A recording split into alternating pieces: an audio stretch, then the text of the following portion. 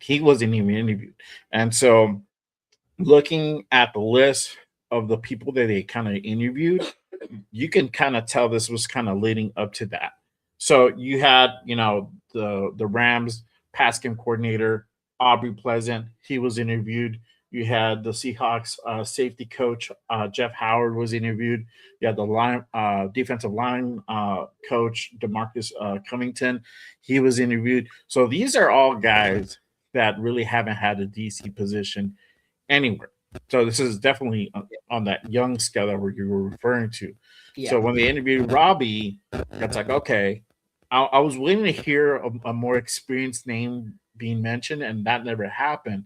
So for this to kind of like be the next step, I am surprised because they are taking that flyer, but it is well deserved. I feel that it knocks two things out, right? You're promoting Robbie, which a lot of people have mentioned that he's talented. Yeah. And then two, you're also addressing whether you like it or not, because we talked backstage, there's some fishiness to it.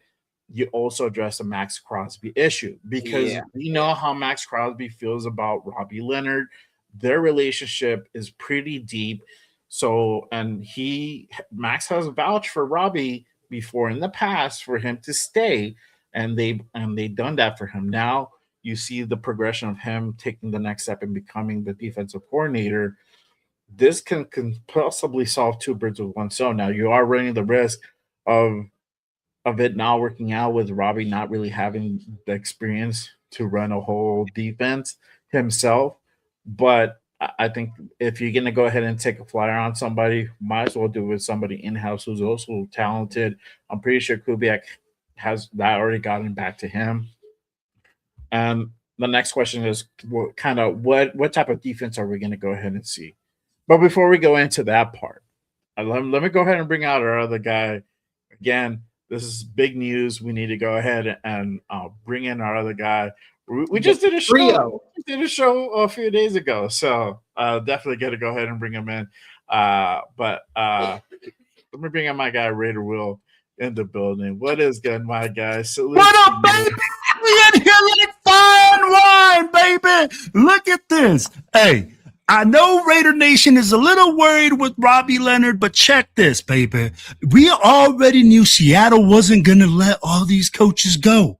Everybody was like, dirty, this guy, Schwartz.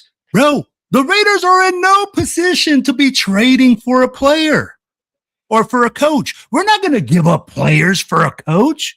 So what do? We say, all right, man, ain't no worries. We ain't scared.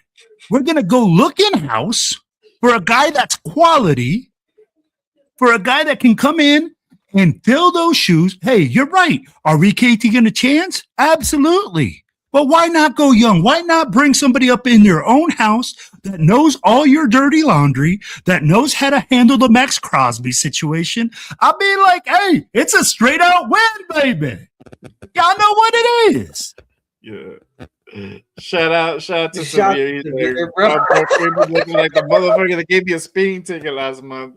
Went from looking 18 years old to lieutenant of the Air Force. I had to clean myself up, bro, for Valentine's Day. I had to clean myself up for Valentine's Day. No, GQ. Gotta get today on point, bro. Yeah, there you go. How you feeling? Let me ask you, how you feeling about Robbie Leonard getting the nod and get promoted to defensive coordinator? Bro, like I said, right now the Raiders, we are not the most attractive job. We're not like this, like everybody wants to come here, right? And we're saying, oh yeah, Jim Schwartz. What are the Browns going to want? They're not letting him out of his contract. They're going to want compensation. All these high-name defensive coaches are not being let go. And the Seahawks are not going like, oh yeah, go ahead, take whoever you want. I'll be like, they have certain coaches that they want to retain.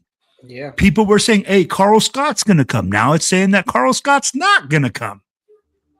So I'll be like, what do? You turn every stone, just like we did for the head coaching job. You can go out there, you can look up for whatever coach. I don't care. And here's the thing. People go like, oh, well, you know, these coaches are unproven and this and that. Every coach is unproven at some point in time. Talk with You know, we have to go out there and we have to take a chance on this young man.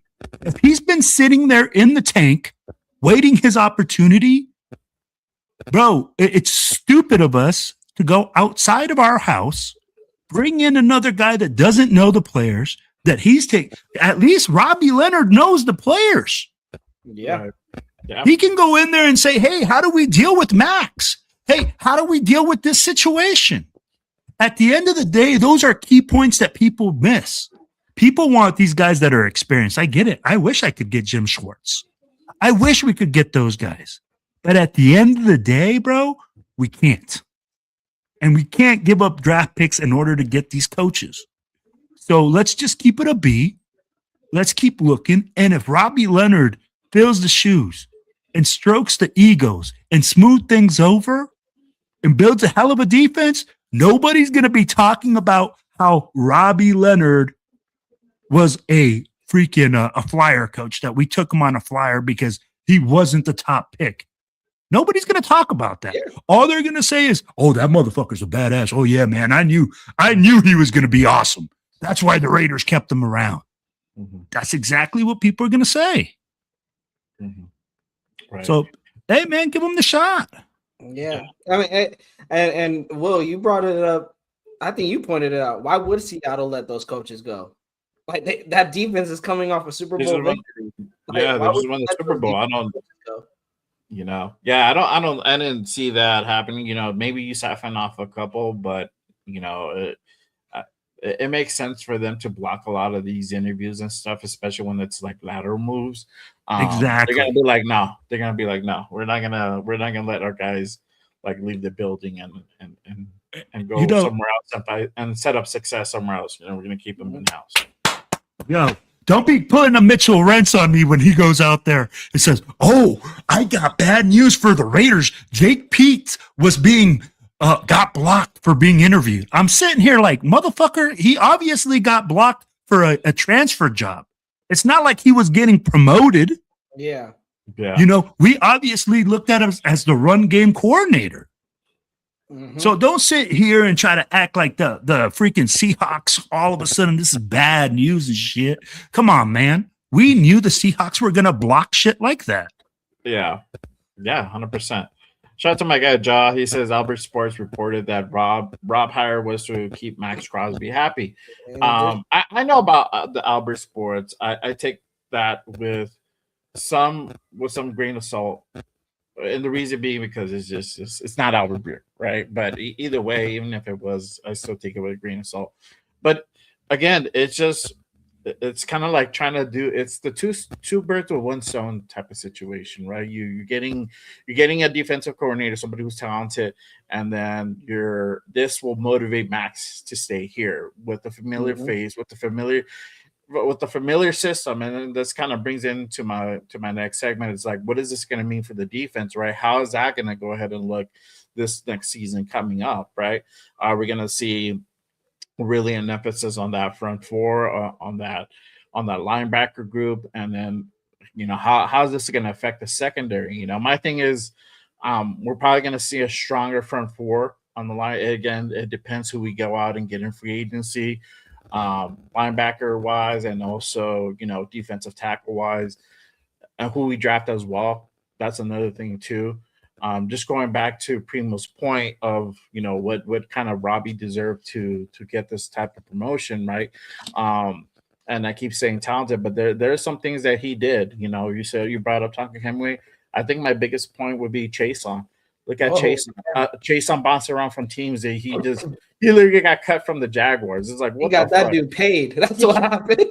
He came to Vegas, hooked up with Robbie, and he balled out that year. This was like a Tom Telesco fucking steal, right?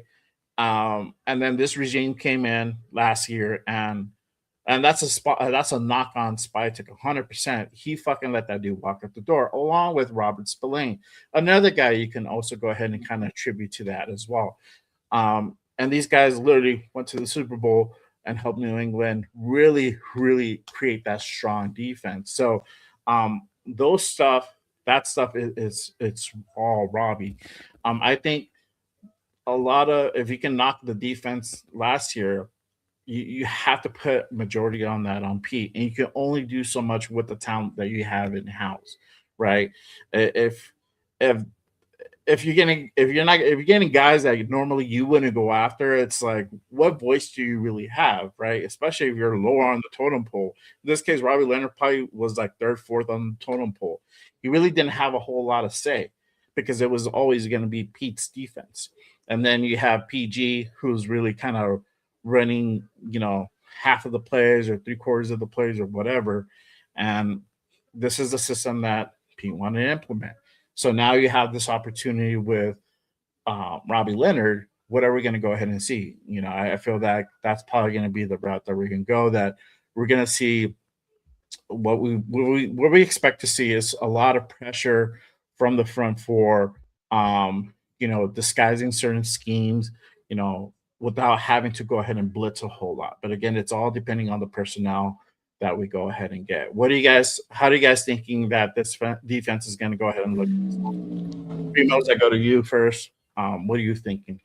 Well, going based off from the Raiders.com, they posted this for last season, going into the 2025 season, just to give you guys an idea of what this front four did last season in 2024 or 2 years ago. Leonard coached a defensive line unit that recorded 20 passes defended, the second most in the NFL amongst D-line units. The Raiders also logged 38 total sacks, including 18 sacks over the last 6 games, tied for the fourth most in the NFL over that span. Despite injuries throughout the defensive line, the Raiders saw sack production in 2024 with 18 different players recording at least a half a sack, tied for the most in the NFL. What I'm expecting is him to get the best out of these guys, whoever it may be. And it's honestly, that's probably what's going to look like in 2026. It's going to be a lot of guys that we really don't know that is going to be starting on this defense. Outside of free agencies and drafts, understandable. It's going to be a young defense. And you're pairing that up with a young defensive mind head coach. He's going to be able to rally the troops together. This isn't going to be someone like PG or someone like Pete Carroll who, hey, we're going to run this defense and we're going to run it my way. And that is that. He's going to be able to talk with these players. What do you guys see out there? And he will adapt to this defense. That's why I would say I'm hoping to see that, adapting to the game and not just keeping that middle of the field wide open, as we keep saying, or we're not, we're still sending the front four with not getting any pressure, and we're not dialing up any blitz packages. Heck, we're not dialing up any blitz packages. Look at Seattle. They were calling late blitzes.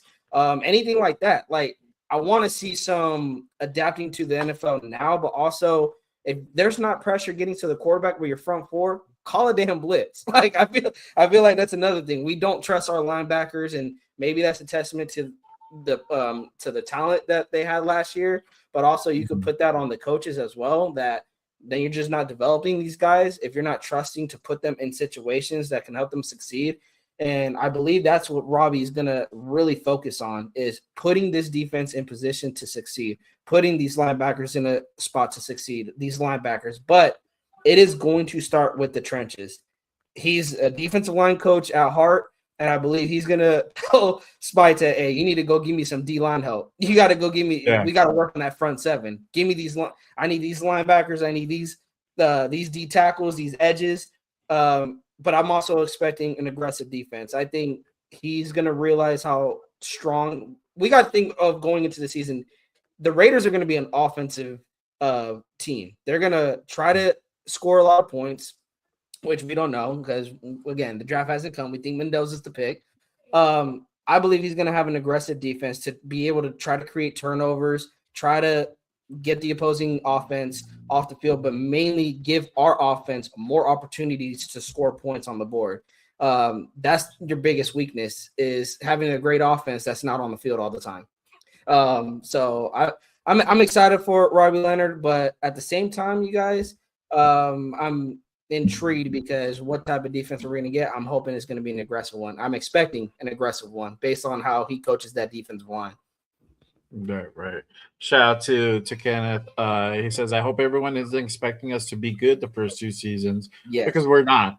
It's gonna take 2 seasons to get some talent on this team because our secondary is suspect. Probably 5 games the first year." And you're right, bro. That's why we keep saying to everybody, this is a time where Raider Nation needs to exercise patience, and it's not gonna look Yes. pretty. It's not gonna look good, all the time. But if there's any expectations, and we'll get into that part in just a bit, that we just look competent out there, that we know what we're doing, we look like an actual professional team. Though we're going to be lacking in certain areas, and that's okay. You don't get it right year one. It takes a lot. A lot of things have to happen in order for us to go ahead and get it right year one. Could it happen? Yes, anything is possible for sure, 100%. But for it to actually happen, that's probably going to be highly unlikely. My thing with Robbie, and I hope that he doesn't get one and done. I think the Yeah. defense has to look really, really bad. Like we got to be bottom end again for Like him not like to be terrible too, and to be terrible like shipped out to last get in his books. Like, sacks, last in turnover. yeah, Yeah. right, exactly. I don't see that happening. I see that. Um, I see us, probably improving, but not a whole lot. I still see us towards the bottom, but I see us a little bit better than this last year they just went through. And the scheme wise, I wouldn't be surprised we see a lot of influence from Patrick Graham, to be honest. They were together for last 3 years, literally working directly Yeah. under the guy. I wouldn't put it past Robbie using a lot of like different schemes that normally Patrick Graham would go ahead and dial up. Mm. Let me ask you, well, what do you expect, or what do you think this means for the defense with Robbie Leonard here? What do I expect? That's a good question. Hey, I'm going to tell you something, man. I am going to expect effort. I will no longer see a Raiders player give up on a play in order to give up a touchdown. I will not see a Raiders player not do what they were supposed to do and do their job. Okay? I expect the players to be well coached. I expect our in the box defense to be solid.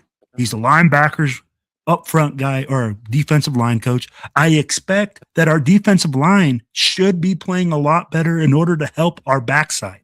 I'd be like, a lot of people are going to say, oh, well, he doesn't have any defensive back experience, secondary experience. That's why you got a secondary specialist. You got a defensive pass coordinating specialist. You can bring those guys in. But the thing is this, with Robbie Leonard, I expect for us, I hope that he changes up the angles. I hope that he goes into a wide 9, okay, brings up that Max Crosby a little bit wider from that tackle, get in that 9 wide front, and let them roam and do their thing. I think he's going to be in a nickel package a lot. He's going to bring that 4-2-5, 4-3 look. We'll be in a 4-2 or 4-3 show. So I'll be like, that's kind of like the things that I'm looking at. I'll be like, he has to really also get the most out of his players, because I'm going to be honest, while he has a lot of great accolades, Tyree Wilson is a name that I'm seeing, and I'm like, Rob Leonard, where you at, baby? Number 1 draft pick. I see Malcolm Kuntz that we brought back for $12 million, looking like straight cheeks. So I'd be like, as many accolades as he has, he also has some things that he has to work on. So what I expect this year is a lot of things to change. I expect the defense to come out and play with a lot of heart. There's going to be a lot of mistakes. I think that people are going to have high expectations, but I agree with everybody here that's saying about 5 wins. Yep. If you can get 5 wins and a good gelling team, a team that's gelling and moving forward, and I'll be like that, you are competitive. And that you go out there and you say, hey, man, we are out there fighting every game. Yeah. We are out there with our defense. And I'm going to tell you, people are expecting us to be more aggressive. They're expecting us. Yeah, I wouldn't drop. I wouldn't drop Crosby into freaking coverage. I'd be like, it makes no sense. Yeah. But at the same time, let's look at it, guys. Our defense will be more aggressive. They'll come out firing out. You know, you're going to have a new coordinator. You're going to have new blood. You're going to have new energy. The facts are going to be this. Can Rob Leonard have that defense prepared? Can he go in there just like the Seahawks were? Okay. The Seahawks defense, guys, was talking about how within certain packages from the Patriots, certain receivers only run certain routes. Matt Collins only running deep routes and comeback routes when he's lined up in a certain position. Yeah, I seen that. They knew exactly what they were doing before they did it. That is a defensive coordinator. Okay. When you are breaking down tape and being able to tell your players, hey, man, be alert for this. That makes the player play faster. It makes a bad player play better. And it makes a good player play great. Yeah. So having this defense prepared is what's going to be key. We can talk about practice all day long and talk about how we're going to get repetitions and execute in practice. But how prepared are these guys going to be going into game day? Are we going to have John Spytek in there? You know, coaching them up? Yeah. Or are we going to have guys in there that are prepared, that are in there paying attention, locked in, and all being on the same page? Yeah. That's what's going to make the defense. Let me ask you this, Will, because you mentioned, you know, play nickel. And as you know, the current guy that we have at nickel is Darnay Holmes. So you're basically saying we're most likely going to go ahead and upgrade that position because and this is the thing that I was yelling at last year. Same thing along with my guy Rundown. Shout out to Rundown.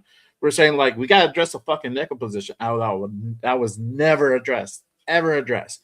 We just put that shit like on our fucking back seat in the trunk. We'll look at it when we can, and we paid for it, right? So. Do you see us going out and really upgrading that position either in free agency or the draft? I'm going to tell you like this. If you bring in a nickel package, so we call that, and when I bring it, we call it the star. Okay. The star, that nickel is the most crucial part of the defense when you bring in that nickel package. He has to be able to tackle like a linebacker, cover like a corner, and do stuff like a safety. So at the end of the day, if you are bringing that package and you believe that you'll be heavily in that package, you're absolutely upgrading the nickel. But are you doing it through free agency? Are you doing it through the draft? That's all to be in question. Maybe he believes he does have somebody there. Again, that's up to the coach, and he has to be able to look at that. Now, I'm going to tell you something. Our defense didn't play up to its capabilities. Our defense has a lot of players that are sitting out there that we haven't seen. Mm-hmm.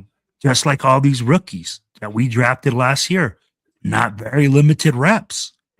So it should be interesting, but I do expect them to upgrade the defensive back situation, especially at the nickel position.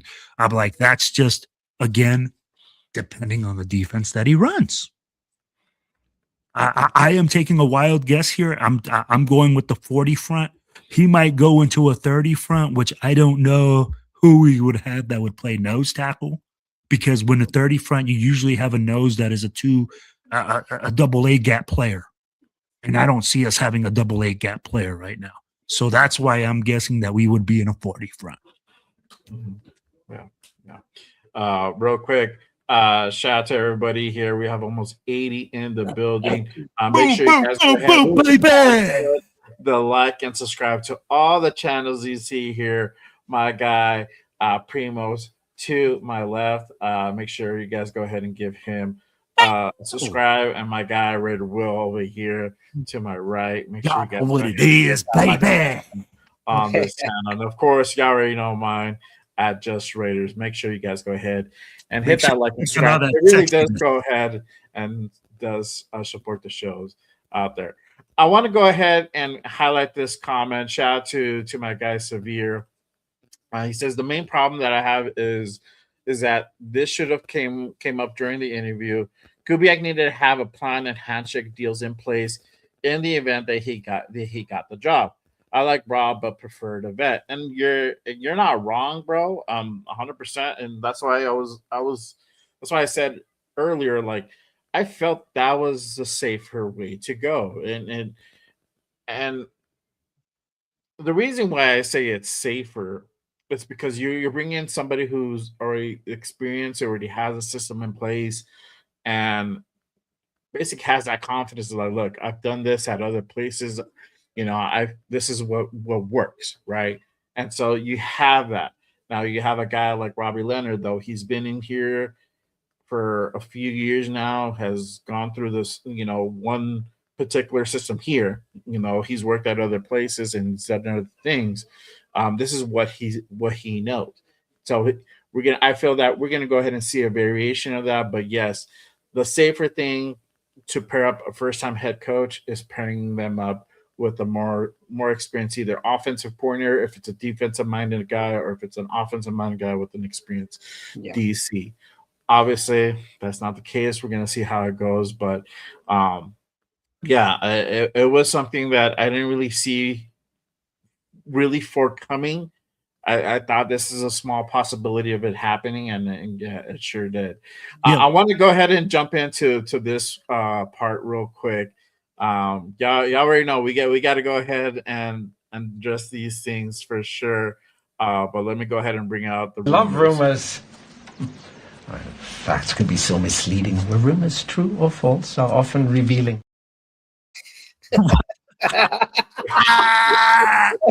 Yo, hey. So Jay, real quick though. I see a comment. Let me ask you this. If we bring in a veteran DC, because I see Matt put it this, does that mean that we would have too many chefs in the kitchen though? If it's a veteran DC like a Schwartz is looking to be a head coach. I don't think like, what do you mean like I don't know what that really references to, like kind of like is he referencing like a Chip and Pete thing where it was like you guys I don't think it's a Chip and Pete thing, for the reason being that I felt that Clint was going to really rely on his defensive coordinator to really run that side of the ball. I think with Pete, knowing what Pete has done in the past, he does get involved with the offense from time to time. And I think we saw some of that this past season too, with some of the play calls. We've heard that Pete, did some of the play calls here and there. So you have that. I think in that scenario, you have that happen. But I think in this scenario, it's like, look, you're going to stay in your lane. You're going to run this side of the ball. I'm running the offensive side of the ball.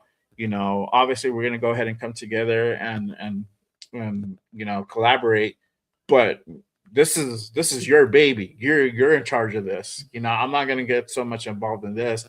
I'm not going to go ahead and try to dial up a scheme for you, like that type of scenario, or tell you need to go ahead and play these guys, so much. Though he could, I don't really see that happening. I think Clint's so dialed up in the offensive side of the ball, I don't think he would have that happen per se. But okay. I wanted to go ahead and obviously we gotta talk about this. Oh. Now that Robbie's here, that Robbie's staying and he's getting promoted, what does this mean for Max Crosby? As you guys know, the rumor mill on Max Crosby has been running rampant and crazy for the last few weeks, going on 2 weeks now.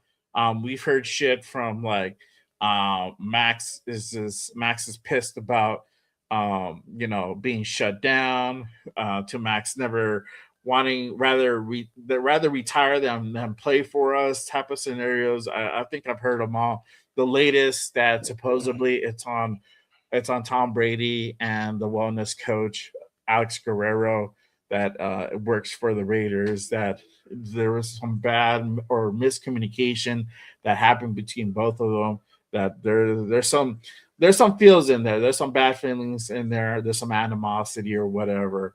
And so the rumors of him potentially departing have been probably stronger than it has in the last couple of years. But what does this mean now that obviously we got Robbie, who's going to be running the defense? He's going to be here for at least another year or two, if not longer. Was this a move obviously to not only appease Max and to make Max stay? What are you guys' thoughts on it? I'm gonna defer to Will on this because Will's like he's like a dog when he sees a piece of meat. He's ready to go. So what are your thoughts, bro? Hey, hit me with the romantical music right now because we are on Valentine's Day and the Raiders are wooing Max Crosby, baby. I don't know if there's any romantical music, but you know, I can play some like a little bit of music for you if you want to. All right, are you ready? Are you ready, Jay? Are you ready? All right, baby. As y'all know, right now, the Raiders are pulling out all the stops. Not only are we gonna get you Kubiak, baby, but Maxie, baby, we know we fucked up. We know we treated you bad. We know that we just smacked you around and treated you bad. So what we gonna do tonight is we were gonna woo you with some Robbie Leonard, baby. And hopefully tonight,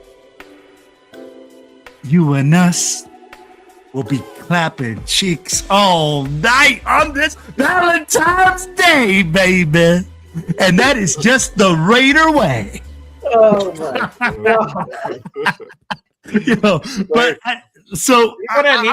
I needed some Jeff music on that. Music. I needed to put that in there, bro. That would have been perfect. Some you know, late 80s, early 90s soft porn music. Yo, but I'm gonna tell you like this. I don't think the Raiders are doing it to appease them. It's just the situation we're in. Guys, we all said it. Everybody wanted to bring in a senior defensive coordinator, a guy that was seasoned. But who are we going to bring in? Tell me the names that are lining up to come be a defensive coordinator in Las Vegas. I'll wait. Crickets? Yeah. That's what it is, man. At the end of the day, what it is we're basically, hey, we're not an attractive team. We don't have anything to stand. I mean, like defensively, what are we going to tell people? Come coach Max Crosby? So a young defensive coordinator doesn't want to come here. An older defensive coordinator doesn't want to come here. And the guys that do want to come here are under contract. So what do? You look around everywhere else to try to find the next best option. And Rob Leonard has been sitting here for 13 years. So I think that's why they gave him the chance. I do think that, you know, the Max Crosby connection does help a little bit. But yeah, that's how I feel like that. Appreciate you for the music, Big J. You know we keep it suave over here on Valentine's Day, baby. Yeah. What about you, Primos? What are you thinking? You thinking that this was this probably was a move to appease Max, and what do you feel like his likelihood of him staying is now that Robbie's a DC? I gotta agree with Will. There's two things. So first, I believe they didn't do it to appease Max. I think again, it's just a situation they're in. The only veteran defensive coordinator out there, I think that we all wanted was Jim Schwartz. I wanted, and I agree with Severe. What Severe said earlier. I think we all wanted a veteran defensive coordinator. That it just made sense to pair him up with Clint Kubiak, a first-time head coach. He'll handle the offensive side of the football. The veteran DC will handle the defensive side of the football. But other than Schwartz, to Will's point, who was out there that was a veteran? You had they were interviewing all these position coaches already. And I was thinking, if you're going to go that route anyway, we're going to basically give someone a promotion. Why not just promote your own guy that's already in-house? And who people said in the building. Now, this is coming from in the building. A lot of people have sung his praises. I would even put it out there. Are we Davis Webb from on the defensive side of the football question mark? You know how a lot of people in Denver are singing Davis Webb's praises, that he just needs to climb the ranks, become an OC, like he's one of them ones. A lot of people were saying that about Rob Leonard, and that he just needs a chance. He needs a chance to show what he's got. Now, I'm going to answer this in regards to Max. If you're only making this hire to appease Max, this it's the wrong is about reason. to be a shit show. Yep. This defense is about to be a shit show. 100%. Because then you really didn't do your due diligence in searching for a defensive coordinator. You were eyeballing Max, and you're like, you know what? We'll just go get his guy. It is what it is. Make him happy, and hopefully Max comes back. And the fucked up thing is, if you did that, you're hiring Rob Leonard just to appease Max, and Max still wants to leave. You just fucked everything up. Like, and I wouldn't want them to do that. And if it comes out that they did do that, and it shows throughout the season, or if someone close to the Raiders organization comes out that they just did this for Max, this defense is going to be a shit show. And I'm expecting it to be a one and done season for Rob, unfortunately, because we've seen how it went with AP. They hired AP for the fans. Mark hired him for the fans for Max, and it was a shit show with him. Now, as it stands with Max, is this going to bring Max back? I don't know because I don't know where Max is at, where his, I would want him to come back. Hey, they brought your guy back. Why wouldn't you want to work with Rob? You said you have a good working relationship with Rob. And the thing is, this thing about whether it's Tom Brady's, I don't know, the Guerrero dude, bro. Yeah. Get your feelings out. Like, this happened in December. The season's over. We're on to a new season. Like, get over it. Okay. And he's back to work. He was there, in the building during Clint's podcast, but he's not saying no to the possibility of being moved. Here's the thing, though. Hey, Primo, how many times the man got to say no? I mean, he said it no for the past 3 years. And the past 3 years, people are speaking for him. He even said it. People speak for me. I'm tired of speaking on it, And then he's like, because at the end of the day, bro, like it's a tiring question. And I'm gonna ask you guys this. Because of this repeated onslaught by journalists, by people asking Max Crosby if he's going to get traded every year. Do you think that's pushes you in that way to say, hey, man, every fucking year I'm dealing with this. Every year, no matter if I say nothing, they're telling me. I'm like, I might as well go make my life easier. And I think, and honestly, Will, I think that's where we're, even as content creators, we're getting pissed off, even for Max, is because it's not Raider fans putting that out there. It's media members, like people who have credible, have a reputation in NFL media that is, oh, Max wants to leave. Max isn't happy. Raiders shut it down. Spytek said, we're not trading Max. You don't let those guys go. Clinton said he's excited to work with him. That's one of the reasons why he came here. They're promoting Rob Leonard to DC again. I don't know if that is. I'm hoping it's not a reason to keep Max, but I gotta agree with you. At some point, I get worried because I'm like, is these media members gonna push Max out of Vegas? Like, is it gonna get so tiresome to Max? Like, you know what? It seems like it would just work best for you guys, work best for me if you guys just trade me away. Media will stop annoying you guys of the questions. I will stop having people speak for me. And that's what I don't want is media, because it seems the Raiders want to keep him. Max, we know he wants to stay and be with the Raiders. But the media members, it seems all they want to talk about. The Super Bowl was a week ago, you guys. And the entire time we were supposed to get ready for a Super Bowl, people want to talk about Max and the Raiders. Oh, yeah, bro. That was a talk. That was a whole talk. And shout out to Alec, bro. I said this shit too. I'm like, Razor all drunk talking out of his ass, bro. Shaking my fucking damn head. It's true. He sounded suspect, bro. Jay, you brought it up too when it came out. Yeah, why didn't he bring it out? Why didn't he bring it out in December? Why wait? Yeah, like why listen to the way he's speaking. Like some of the words were a little bit slurred, and then there were some other people because he has a condition. I don't know. But condition my ass. Yeah, but it's funny how this shit came out during that time, and we don't know when this conversation took place. We don't know if it was 2 weeks ago. We don't know if it was 2 months ago. We don't know if it was like, a few months after that. We don't know. We just know that yes, he was frustrated. Max was frustrated. He got shut down early. We know that as a fact. He's admitted to that. Now, is he done with like a whole rebuild and all this type of shit? I'm pretty sure he's not thrilled about it.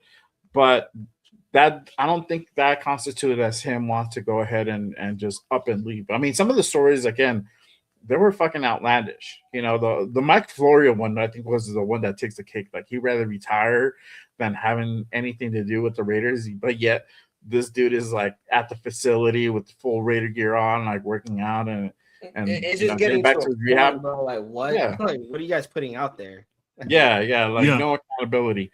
Jay, I said make this make sense. Tom Brady, okay? Tom Brady's gonna go to another GM. Hey, my best player, or John Spytek, or John Spytek, or one of the two top guys are gonna go to another GM and go, my best player just told me that he would rather retire than play for me. And that's going to get you maximum trade value? Come on, man. I'd be like, we weren't born yesterday. If your best player tells you, hey, I want out, you're probably going to shut the fuck up and start calling all these teams and being like, hey, man, trying to figure out what you can get in trade value, but you're not going to tell them, hey, this guy just said he'd rather retire at 27 years old than play for me. Yeah. It don't make no sense. It does not make sense, and that's I get what Bebop is saying, but we also gotta. I get Max is a competitor, but let's not act like this guy is like limping on one leg. Like, bro, I don't know how many surgeries this dude has had, but sometimes you got to protect the player from himself. Yeah. Like we were all upset when Brock was playing on a knee injury. Like you don't want to and Max has to understand that. Do you want to play for 4, 5, 6 more years, 7 more years, or do you want to have another knee injury next season? And that could be a career altering injury that forget sitting out for 2 games. You might be done for the rest of your career. And that's what Max needs to understand. They were shutting you down. Yes. Do people want to think we're tanking?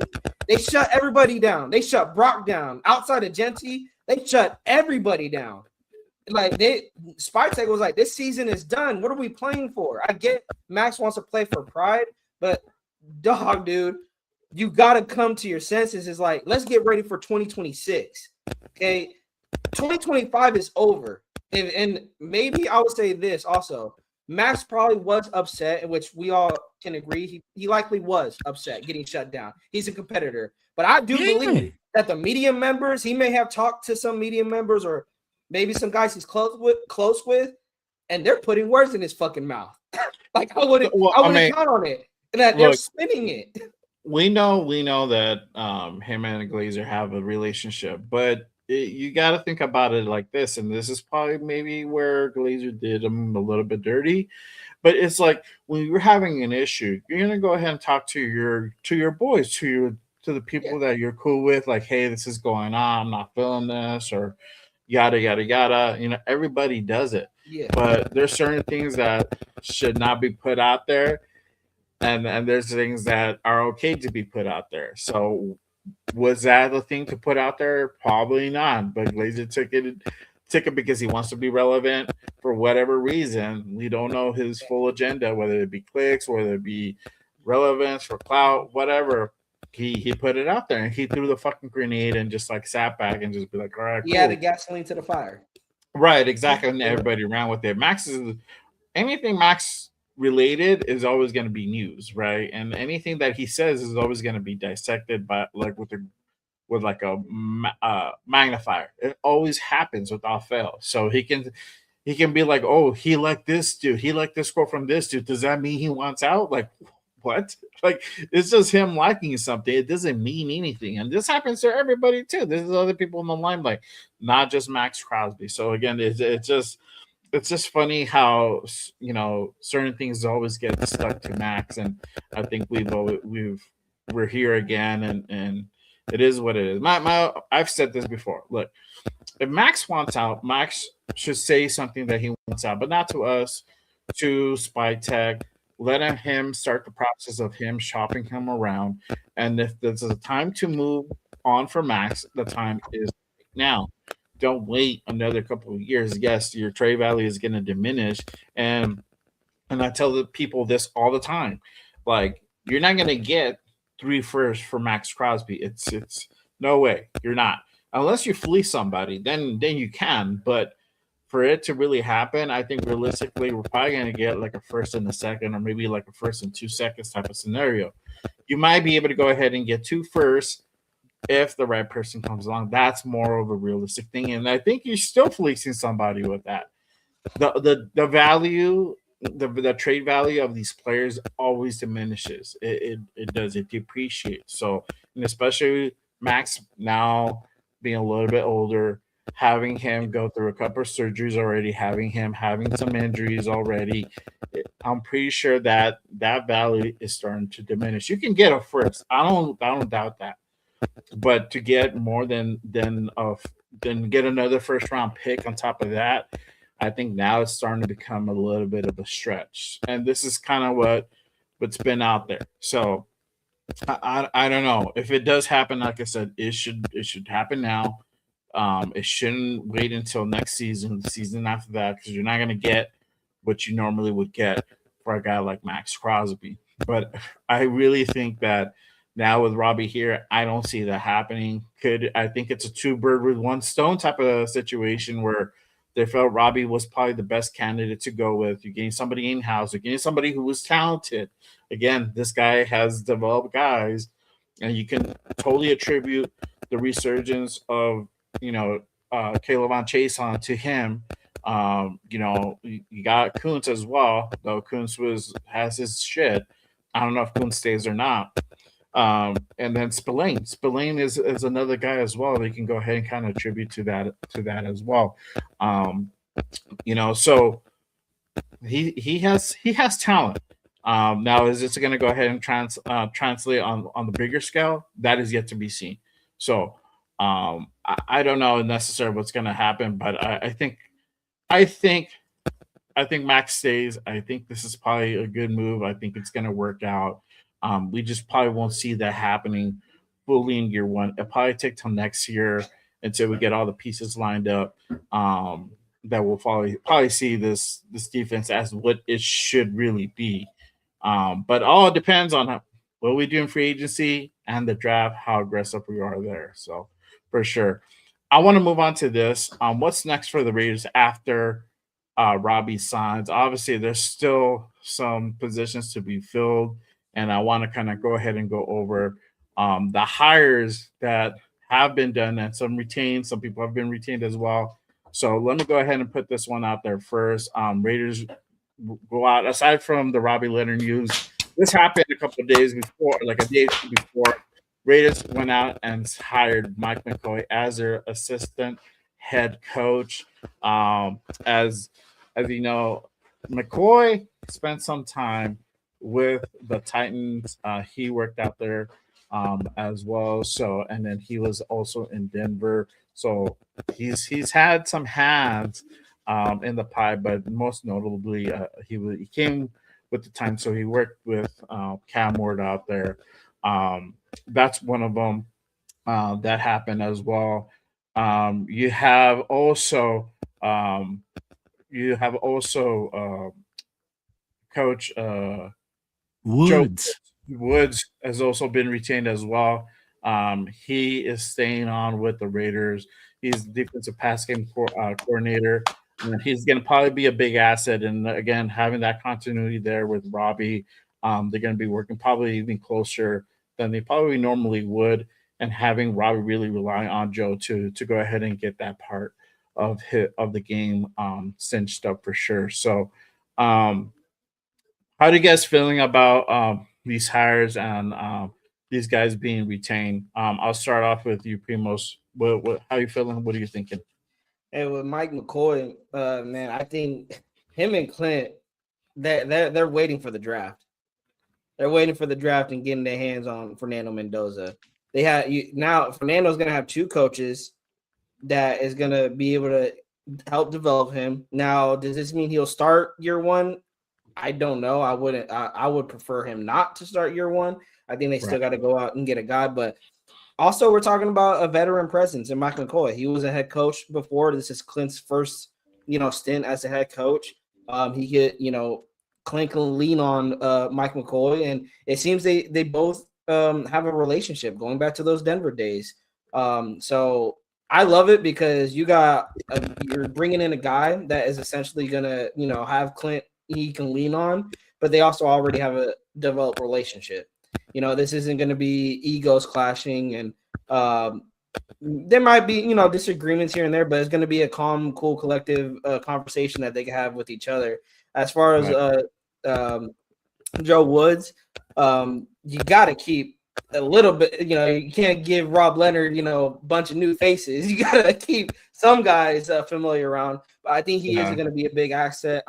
I'm interested to see how him and, Will talked about earlier. How are they going to have this defense ready? How are they going to game plan come game days? That's one we can talk about. That's one of the weaknesses of this Raiders defense. It seems year in and year out, passing game is always killing us, especially in the division with the Chargers and the Broncos and the Chiefs that are pass heavy offenses. Definitely you want to keep Woods around. Especially as a pass game or defensive pass game coordinator. So I love it. Again, you're keeping the youth movement, but with the Mike McCoy move, I even love it more because you're not having any egos clash or anything like that. This is a guy that's going to come in and help Clint every step of the way. And I believe this is a guy also that Clint can lean on, and he trusts his input 9 times out of 10. Right, for sure. What are you thinking? What are you feeling? Well, with this hire with Mike McCoy, you're pretty enthusiastic about it. You know what, man? It's a smart move. That's the thing, though. We both just talked about. Look, both coaches that we just talked about right now that are hired are senior coaches. These guys have experience.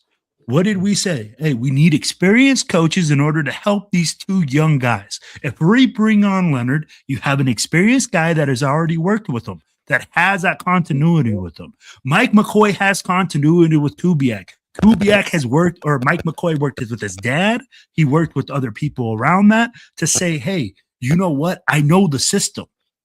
Right. When you are talking about developing a quarterback, Mike McCoy can go in there and help the development of the quarterback one-on-one. Kubiak doesn't have to be in that room in order to know what's happening. These guys have that continuity. Great hires. Okay.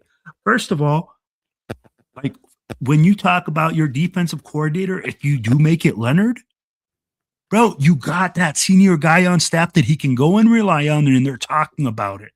There's no ego in the room. They've already been working together. There's not going to be this thing where, oh, no, man, no, man, let's figure it out together. We've been working like this. We probably talked in several meetings before how things were fucked up and how we needed to fix things. Right. So when you look at all those things, man, those two hires are great hires, not only because they're bringing great experience and knowledge, but because they bring everything that the coaches that are going to be above them don't have. When you build your staff as a coach, you build your staff with players that are strong or coaches that are strong in areas that you are weak.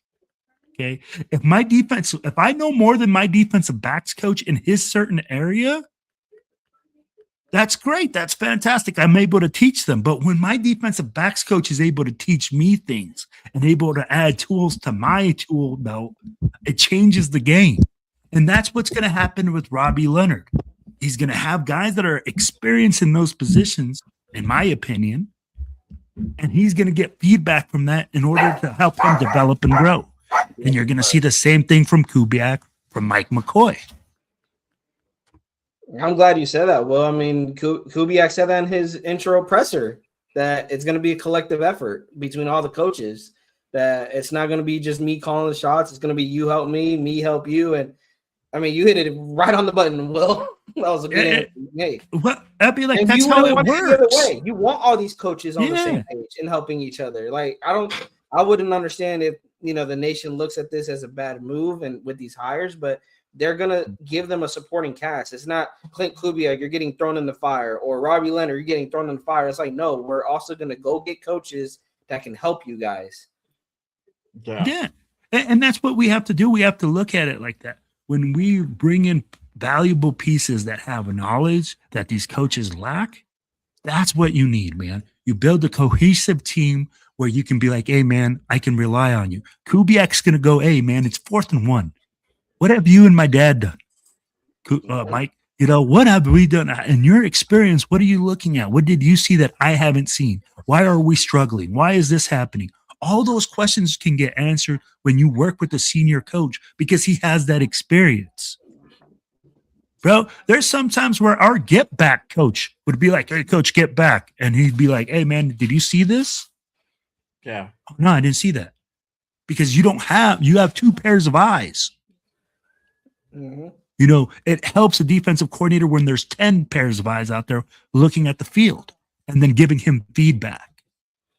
Yeah. So that's why I think it's great. But hey, fellas, I'm going to have to jump out of here. I hope you guys have a great Valentine's Day. I got to go get ready. And I hope that you guys get all done up just like the Raiders have, baby. And we starting to look pretty. Hey, finally, man, the ugly girl at the prom is starting to get some dates. We're starting to hook up and we start to go forward. There you go. Salute, fellas. That's it, bro. Hey, thanks for coming, my guys. Salute to you. Yes, sir. Yes, sir. I know, man. For me, like, my Valentine's is indoors. All the kids are sick.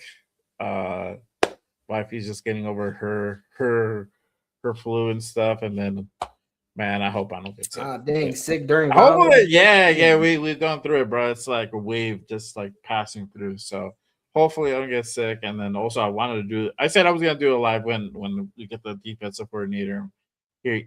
It's done, and I don't know if I'll be on Monday. Hopefully, if I'm good, yes. If not, probably not. But I like this hire, and just going back to Mike McCoy. You know, obviously, you know the thing that really gets me is that, you know, he worked with Cam Ward, he worked with T-Law, so that goes to me that the route that we're probably going to get a new quarterback in the building. I think we're going to move on from Geno. And like I've said before, time and time again, I think we need to move off from Geno, move off and move on. For the reason being is that there's too much, but I think there's bad blood now between us and him, the team and him.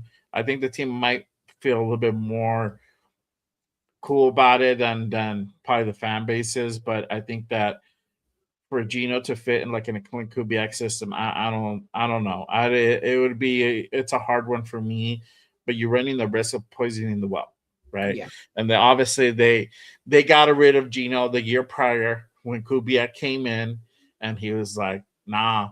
The whole thing, I think he liked Sam Darnold, and they were going to be Darnold all the way, and they were able to go ahead and pull that move off, right? So hats to them.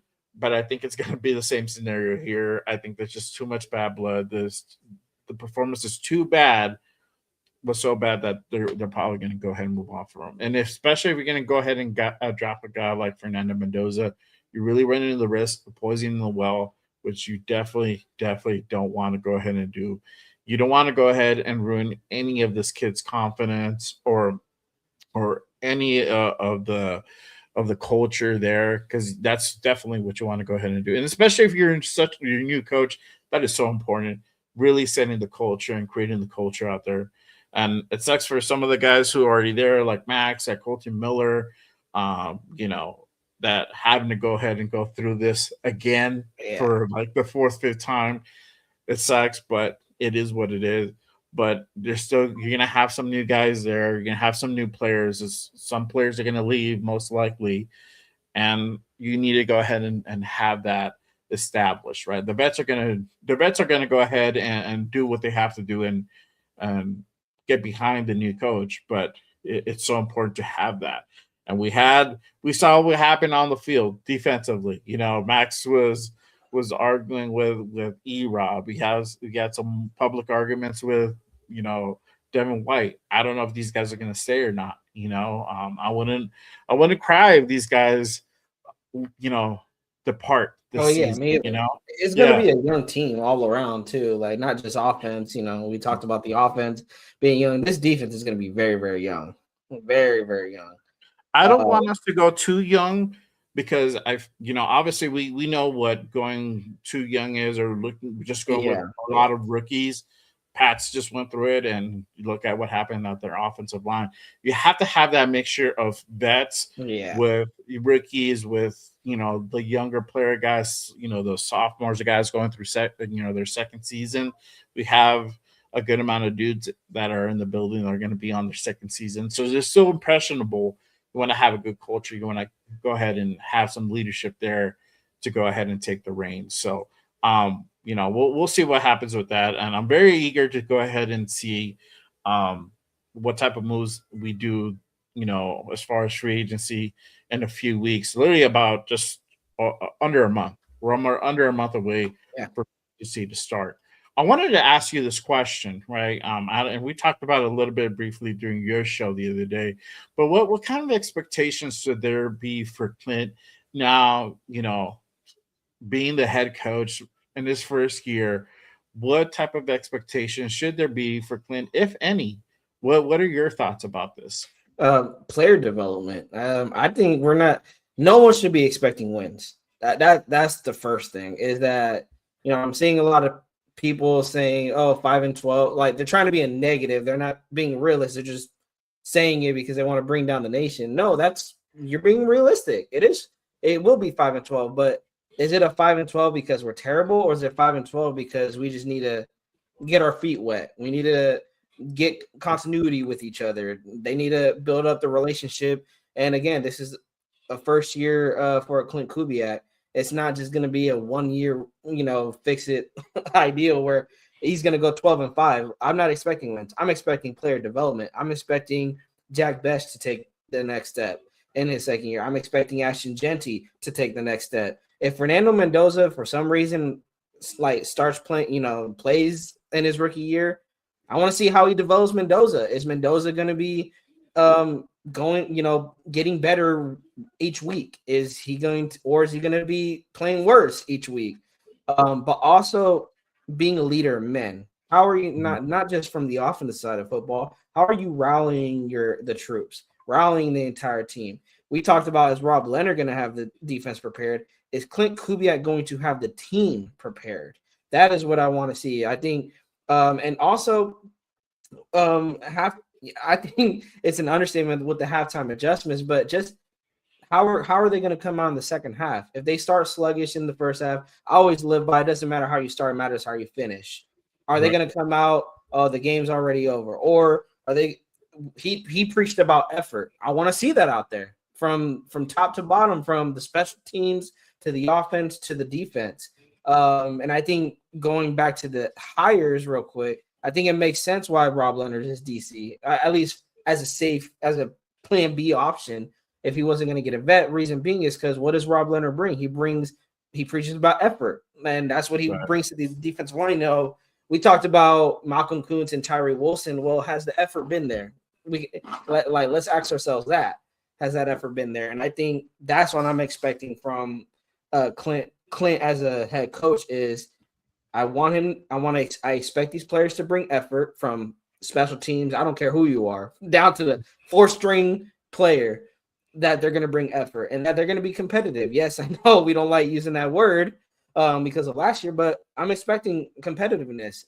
Is it going to equal wins? No, but I could live with Raider games being like that Texans game. If we have 12 losses and they look like that Texas game, which we might get blown out. Let's be for real.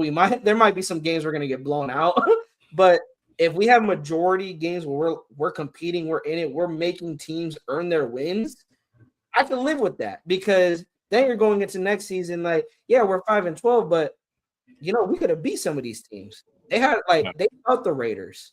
Like, yeah, they beat us, but they felt us.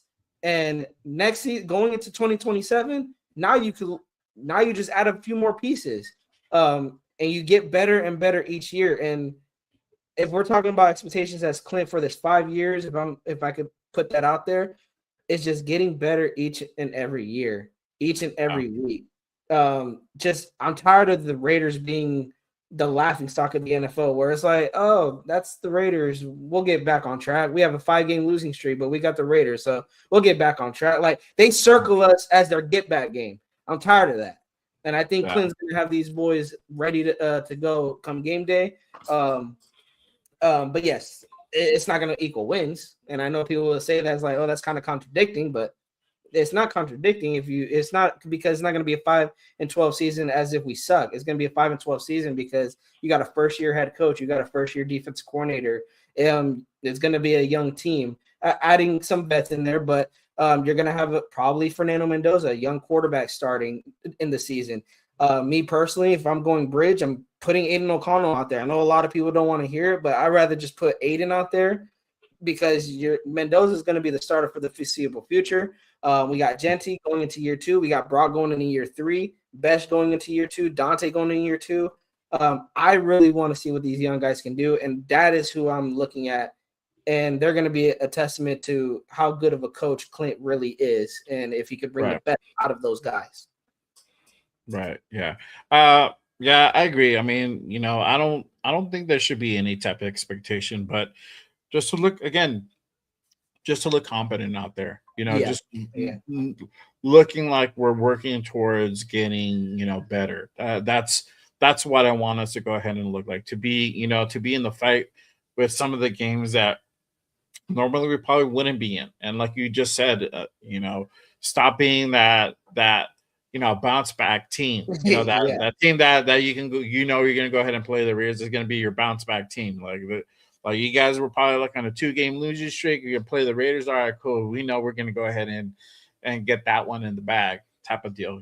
Like it should be a fight every game, like knowing like, damn, we're going to go face the Raiders. Like, yes, they might not have the best record, but it's going to be a fight. They're going to go ahead and take it to us. And so we got to be prepared. Yeah. And so that's kind of what I want. I just putting the building blocks in place to go ahead and move our team forward, the next few years, not just this season, but going into, year 2, year 3, year 4 of Clint's tenure. That's what I'm looking for. So I'm excited to see what the new additions, what coaches we bring along. We haven't named an offensive coordinator as of yet. So we'll see how that pans out. I know that my guy shout out to Ja, he put the rumor out there early, and my bad, I didn't get to. I was gonna put it, and then I got distracted. That supposedly Seahawks are gonna block John Benton from leaving, and that's a guy that we're looking for our offensive line coach, right? So that again, to Will's point, you're gonna have Seattle block some of these guys unless you're gonna go ahead and bring him in as a promote him, yes, as a one higher up type of scenario. So if that happens, that'll be good. I don't know how I feel about him as an offensive coordinator, but if they're able to go ahead and let him part ways, which probably will not be the case, and bring in as a offensive line coach, that would be good. Stoutland is also out in the wind. He literally quit from the Eagles a couple of weeks ago. We'll see what happens with that. I don't know if he's interested in even coaching this season. Word is that he might take the season off and see about things next season. So we'll see how this coaching staff continues to shape out. With Aiden, I'm not mad if we go ahead and use Aiden as a bridge, right? Would there be a better option? It just depends what route they take. If we bring in a guy like Kirk, I'm not mad at that either. Yeah. I think this is a season where I'll probably be like, okay, cool. But knowing the role is like, you're just a bridge, bro. You're not going to be here for more than 2 seasons. It's going to be Fernando taking over, and next either late this season or some point next season. That's kind of how that's kind of how it's going to go ahead and go. So, yeah, see, shout out to Alec. He said, Aiden might not even be on the roster. We don't know. We don't know what. He has one more year on his deal. And that's why I'm like, it makes sense On the because I'm deal. like, you're whoever starts other than Fernando is going to be gone either way because Fernando is going to be the starter in 2027. Like that's a foregone conclusion. So I'm like, we're going to go that route anyway. Might as well just give Aiden the reins to start, and then Fernando can start later in the season, and then it'll be his team for the foreseeable future. And if it gives Aiden a chance to showcase his talent for not I'm not thinking about the Raiders, maybe as a Raiders backup, but also for another team. You don't know, like he could be showcasing what he has for another team that can use him as a backup quarterback. And you never know, change of scenery can do well for Aiden. Right. It's just giving him a shot. That's my thing. Just giving him a shot to showcase his talent, especially if you already got the future quarterback on the roster come after April. Yeah, my thing with Aiden is that, well, yes, 100%. He's on the last year of his rookie deal. I think you exercise that and having him being one a familiar face to knowing some of these guys and kind of like Trey Tucker, knowing how he runs routes, working with a little bit now with Jack Bash. That's going to go ahead and help out as well. Obviously, with Brock Bowers, working with Brock, working with Mike Mayer, that continuity it does help. We know he's an established at least backup QB. There's no doubt about that. So I think you keep him here either way. Whether you're going to start him and having him be your bridge, or you're going to keep him as the number 3 guy behind Fernando Mendoza. If Clint's going to go ahead and run with 3 quarterbacks, could happen. I don't know. Right? That'll be a totally different scenario on how he wants to go ahead and operate. But you have it. I think you should go ahead and keep him. I mean, he's cheap. He's on a rookie deal. He's getting paid what? I think he got drafted in the fourth round. So so you're paying 4th round money. You're not. It's a drop in the bucket. I think he makes like 1.3, 1.4. And to your point, Jay, he has a really good connection with Trey. That could really help Fernando. Like, hey, Trey likes to do this. This is how he likes to run his routes. Or this is the signal he gets when he's going to break. Just little things like that is where Aiden can help. And seeing the type of guy that Aiden is, he would do anything to help Mendoza succeed. He would try to help get on the same page with guys like Brock, Michael Mayer, Trey, Besh. Even though it was one season that who knows how much time they really had together. But yeah, I think it's a good idea to bring in Aiden or to have Aiden start just because of the familiarity, like you said, Jay, that he has with the receivers and the offense. And the one thing that him and Mendoza will have, together in connection is they're both learning a new system with Clint Kubiak.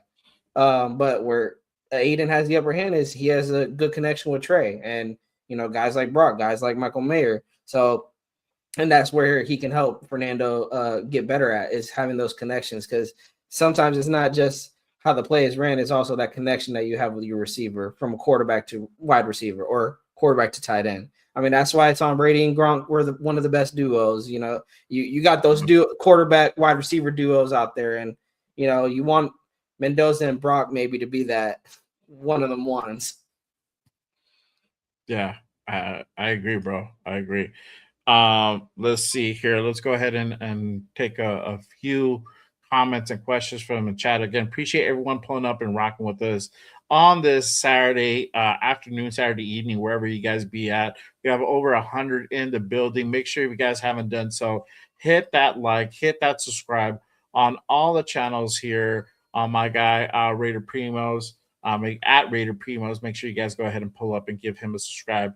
My guy, Raider Will, who just left Silver and Black Radio podcast. Make sure you guys go ahead and show him some love. And then obviously make sure if you guys haven't done so, hit that like and hit that subscribe to this channel. It does go ahead and help the shows grow and support the channels. Appreciate you guys rocking with us. Let's see here. Checkmate says, I don't love the Rob Leonard hire. I hope it turns out to be a hit. I feel it was a hire that happened because there wasn't any good options left out in the market. you are Yeah. I think you are correct, bro, in the sense where I think the cycle, and I was gonna mention this, the defensive coordinator cycle for those guys that are available, there wasn't too many guys out there. So this was a situation where you probably had to go out and get some up and coming guys to go ahead and promote Yeah. to defensive coordinator, right? We waited so long to go ahead and hire Clint. This is like you get what's you get the bottom barrel shit, right? As far as Yeah. guys that are out there that It's are like the con actually of waiting defensive for coordinator. Clint, honestly. Yeah, so that's the thing. That's the risk that you run by going out and waiting for Clint for so long. But again, as far as the Robbie Leonard and itself, when you're having this coaching cycle out there, this was probably the best move you can go ahead and make. And getting a guy who is talented himself, but is already in house, knows a lot of the guys, knows how these guys kind of operate, and is always it's gonna most likely play to the strengths as opposed to like getting to know these guys and going from there if you were to bring in someone new. So I like the move. I just didn't think it was gonna happen. I didn't know if they were gonna go ahead and put a flyer out on Robbie, but yeah, they did. And again, and I'm with you. I hope it does turn out to be a hit. You know, could it does it smell a little fishy that it's also to appease Max? Yeah, you could Yeah. definitely say that too, bro. I don't Yeah. think you can not think that, you know. But he is talented himself in his own right. So, you know, he's done things to develop guys, and Caleb Chason is definitely a guy you can go ahead and put on the list that literally he came from nowhere. He bounced around from teams until he got here, and he was able to go ahead and find life again. And that is all Robbie Leonard there for sure. You can go ahead and kind of put Spillane in that category as well. But guys like Jonah Lualu, Adam Butler, Oh you know, yeah. really got re up Put him on last there. year, and that's a lot because of Robbie Leonard. So you know that kind of goes to show you like this guy has some talent. This guy definitely putting out there. And somebody put like that Max said he always challenges that every day. So that's a good thing that you want to go ahead and get from your coach. A guy that's going to challenge you every day at practice, every moment out there. You want a guy who's going to help you push that envelope and help you become better. Let's see here. A shout out to Bebop. He says, truthfully, I'd rather have an experienced QB with the system we are running so that Mendoza can learn from some. Aiden will be trying to learn from the new system like Mendoza. Yeah. Yeah, I think it doesn't matter who we bring in unless you bring in somebody who's already kind A of Drew Lock. yeah, like Drew Or Lock or Spencer something. Rattler. Yeah. You know, like, but other than that, it's gonna be probably somebody new. Everybody's gonna be learning. You know, I Yeah. don't think there's gonna be a really exception there. Just remember this, Bebop. We're saying this as if Mendoza doesn't start. So Mendoza will be learning from the sidelines. He's not going to be thrown into the fire. Aiden's the one that's going to be getting beat up. Let's put it that way. Okay. I'd rather have Aiden get beat up than Fernando get beat up. Sorry, Aiden. Love you, but I'd rather Fernando be learning from the sidelines. And that's the best way, because think about it. Like, yeah, they're both learning on the fly, but think about what that does for Mendoza year 2. If he learns a full season under AOC, watching AOC, how he operates the system, learning the system from the sideline, and then having another offseason, a full offseason to learn the system again and get it down, come by 2027, Fernando will be prepared. And I hear what you mean. You want to go get a veteran, but what veteran learned Kubiak's system outside of New Orleans and Seattle? Because those were, I think, as far as if those are the only places he was an OC, was Saints and also Minnesota, right? Yeah. So, I'm like, who's out there that ran his system? Like that's another thing. Cousins is the only probably like the one of the guys that you can go ahead and Cousins. Yeah, Cousins.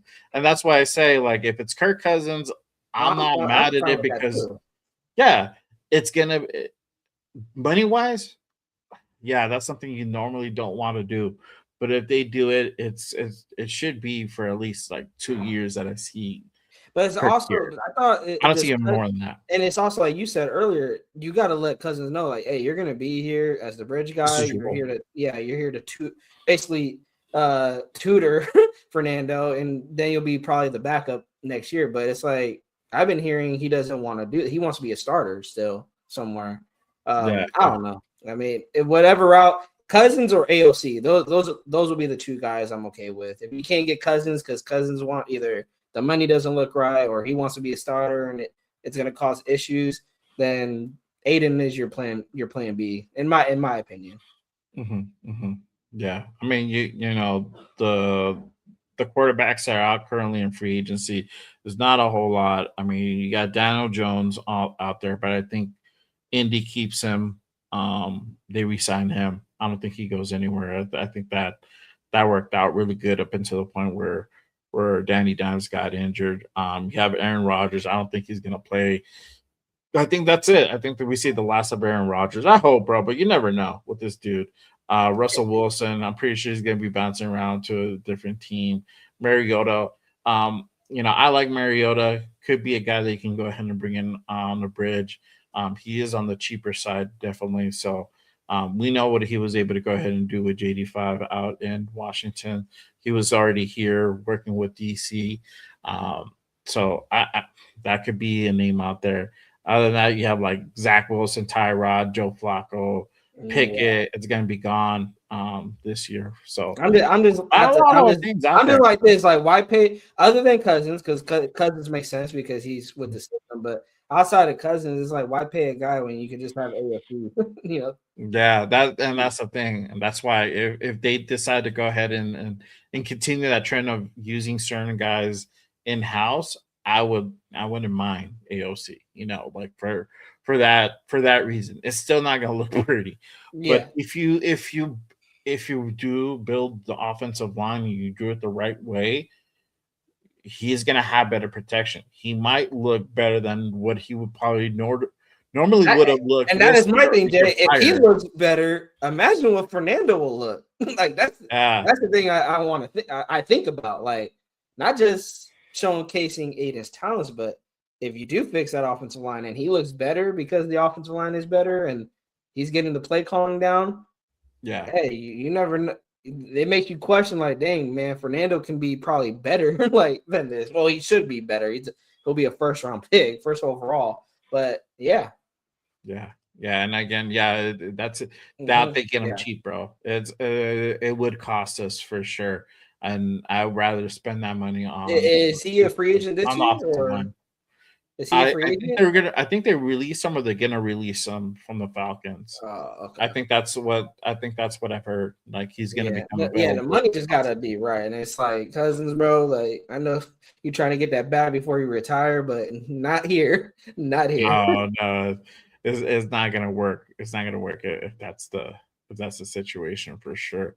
But again, go ahead and get your questions in, guys. I put out a poll at the beginning of the show, asked everybody, how do they feel about Robbie Leonard being the next DC?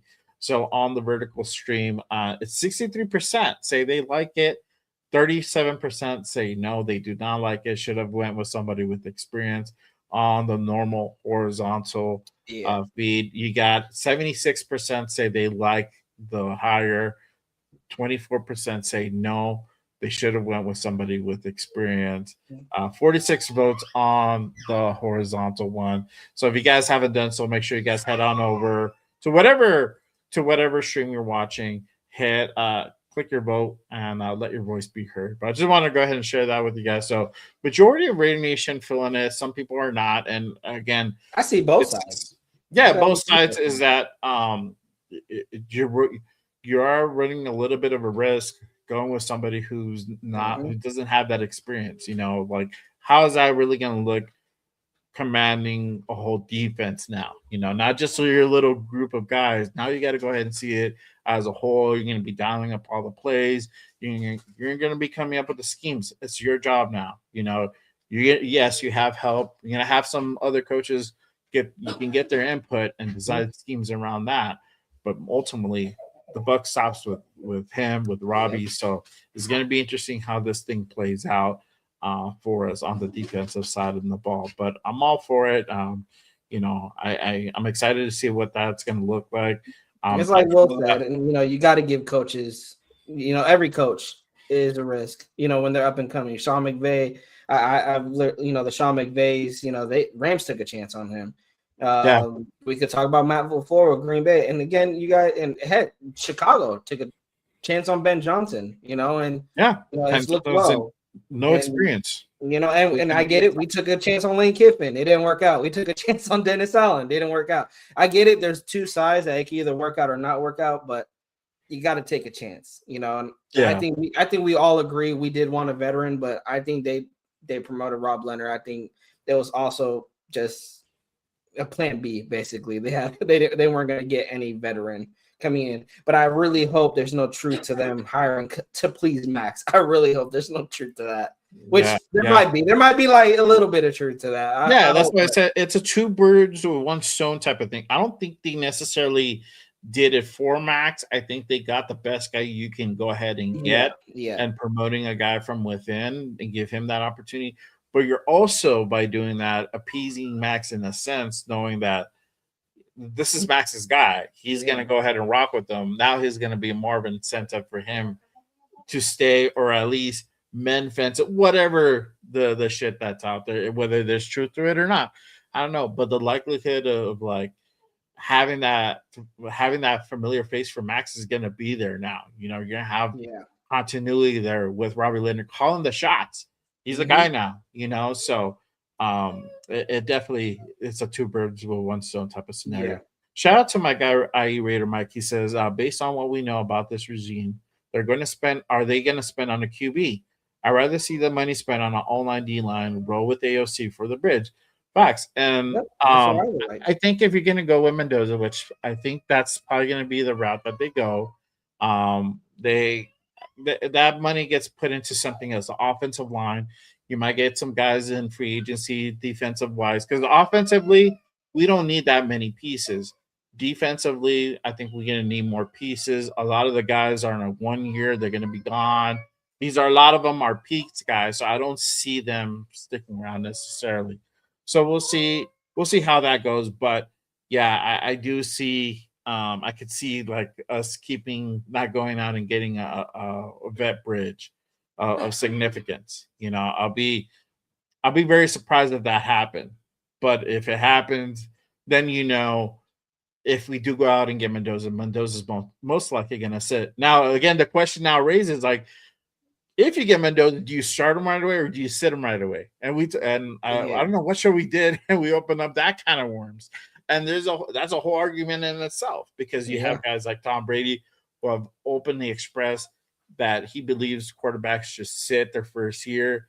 And then you have the other side of the argument where, like, you drafting a guy at number 1, number 2, they should definitely be starting, and we saw what it was with JD5 and Washington under Cliff Kingsbury.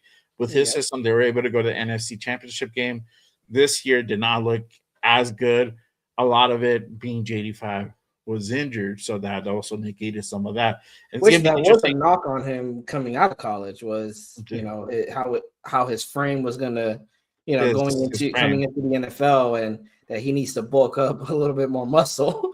And sure enough, second year it showed. And who knows how his career is gonna go, but like you're saying, you never know with these quarterbacks. They'll have a good rookie year, and then a sophomore year. I mean, heck, we've seen it with our own DC4. He looked like he was on a trajectory to be one of the best. And then he kind of just flatlined and just stayed at an average point. You never know, with these quarterbacks. But I agree with Brady on that. I think Mendoza should sit. That's how I feel. If they start him, they start him. They sit him, they sit him. Yeah, for sure, 100%. Bebop is they are going to try to sit him because of what Brady said. He's a big part in that decision making. Don't know. I think that's going to be a Clint Kubiak call. To be honest with you, it could go either way, bro. It could go either way.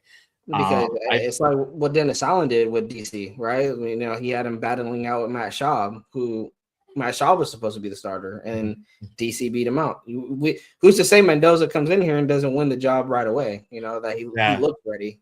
there could be a clear level like distinction between him and like you said, that's going to be a Kubiak thing because Kubiak's going to be there watching, like during practice, and Brady's not going to be he's there. a play caller. Yeah, he's a play caller on the offensive side, and he's a boss. So if it's all about, does he have confidence in him to execute the offense that he's designing to a T? If he feels that he can't, if there's like a reservation about it, he might go ahead and sit him. I think it's all going to be on the eye test and what he sees from him at practice, on how he's absorbing the playbook and all that stuff. I feel Fernando can go ahead and be able to get that down as far as the playbook, but the executing part, that's going to be the real question, bro. That's the thing that honestly I just don't know. I don't know. And hopefully Leonard can make a good defense, make it hard on the quarterbacks, Yeah. Shout out to Checkmate. He says the last thing on Leonard is that I feel like Raiders brass hired and not Clint's choice. Might be wrong, but it feels like that they announced that we're keeping Leonard before officially they hired Clint. Yes. I don't think it's a brass hire. They did keep him, but that was going to be ultimately on Clint to decide what they're going to go ahead and do with these guys. And it wasn't just him; it was like Joe Woods and a couple other people as well. Luke Steckel, he's on the offensive side of the ball. He's a tight ends coach. He survived to see another day, and I think he's probably going to stay on board. I don't see him necessarily moving off, but I think it's just the cycle had a lot to do with it. And then I think it's just because Robbie is talented, you can't knock it. It's just the fact that he probably wowed Clint in that interview and he got the nod. It just makes sense on different levels for them to go ahead and make that move. I don't think it was just all on the brass. It was all on Spytek or Brady. I think it was just like it was a collaboration, and they were probably like, this just makes sense on so many different levels. Might as well give this guy an opportunity. So, obviously, I feel like if he does a really poor job and really like shits the bed this year, then he might get clipped next year. But he might be on a shorter leash than some of these other guys. But that's what I think too, and I feel bad for Leonard because he deserves. I feel like he deserves this opportunity. It sucks it's coming like this because it does feel like a plan B, like a plan B option that he wasn't the favorite option, but he is also the safest option if you're not going to get that veteran defensive coordinator. But I do agree. I think it's going to be a shorter leash for him. Yeah.